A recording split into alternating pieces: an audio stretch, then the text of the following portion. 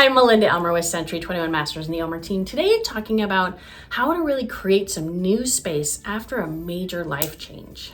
And I have special guest Alicia Friedman from Niche Interiors here with me today talking about that. So thank you so much for joining me today. Thanks for having me. So, we've talked about this a little bit, that really a lot of people go through some pretty serious life changes, and then they've got this space that's really not theirs and they want to recreate it. What would be the first steps that someone would go through when they're doing that kind of process? So the life changes we're talking about are, a passing of a loved one and inheriting a house, or going through a divorce, or happy things like, having new children, or sending your children off to college. So you are an empty nester now. So the first part is not the fun part. The fun part will be doing the actual design or redesign of the home. But the first part makes it all worthwhile and gives you the best results. So you really have to be sincere to yourself and honest with yourself and think through what parts of this home are working for you, what parts are not working for you, down to all the details, so that like you still like the pink color in the bathroom, but you don't like the tile anymore, or whatever it might be, to analyze what's bringing back good memories and what's not bringing back good memories. Before you start designing anything new. Okay.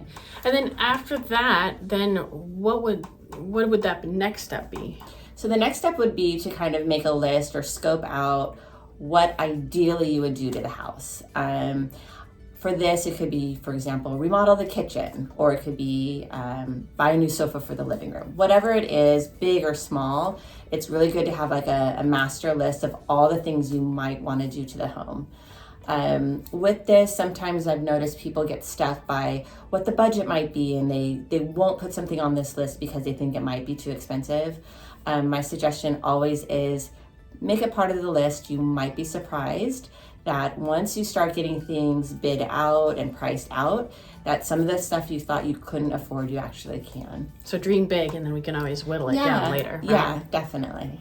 So what are some of the transformations you've seen for some people?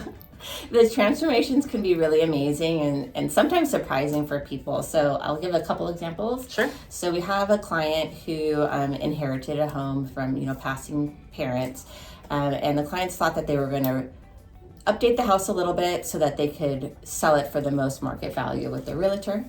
But I found out from one of their neighbors a few months after we helped them that they ended up keeping the house for themselves, because after they did the changes, they loved it so much they wanted to keep it for themselves. So that was super exciting and surprising. Another example would be somebody that has, gone through divorce, and finally they're able to treat themselves to something, spend their own money to do a part of the home, and have that power to, give themselves something nice with their own pocketbook. That's great. That's great. Well, and I've definitely seen it like with people who inherit homes from grandparents or things like that, and just really that updating and bringing it into today's standards and claiming it for their own at this point. Yeah. Right? So that's so great. Now, how would people reach you if they have questions about this? So if anybody has questions or comments, we can be reached at Niche Interiors. It's NITCHE Interiors, either on Instagram or on our website. Perfect. And if you have any questions about this, or whether you should do some things to the home, you can also reach me at 562-316-2915 or Melinda at theelmerteam.com. Thanks so much for watching, and please feel free to forward and share this with your friends.